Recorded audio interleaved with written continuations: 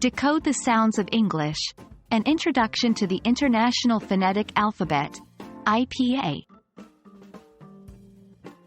Hello everyone, and welcome to today's video.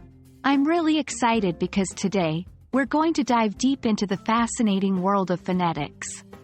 We'll be introducing a powerful tool that linguists use to describe the sounds of the world's languages, the International Phonetic Alphabet, or the IPA. By understanding this, you'll be able to improve your English pronunciation, decipher unfamiliar sounds, and even master those tricky English words that don't seem to follow any rules. The IPA is a system of phonetic notation. It's a way for us to write down accurately how words sound, no matter what language those words come from. This system was designed to represent only the sounds that are used in spoken human languages. Each symbol represents one sound, and each sound has its own symbol. Unlike English spelling, which can be inconsistent and confusing, the IPA is a reliable guide to pronunciation.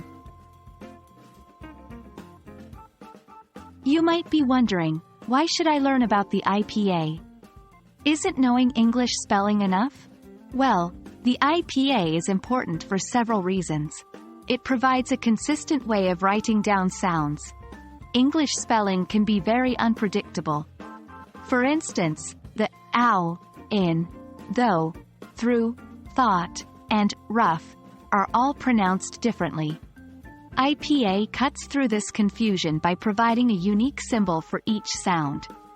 It helps us understand accents and pronunciation.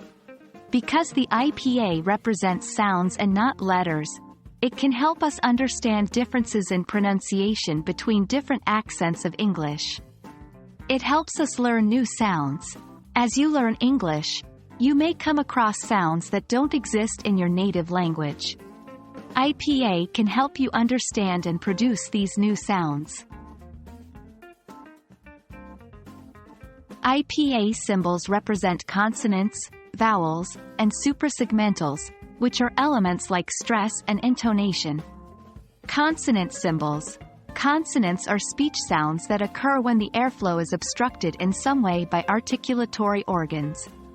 In the IPA, each English consonant has its own symbol. Vowel symbols. Vowels are speech sounds that occur when the airflow is not significantly obstructed. The IPA has unique symbols to represent each vowel sound. Suprasegmental symbols.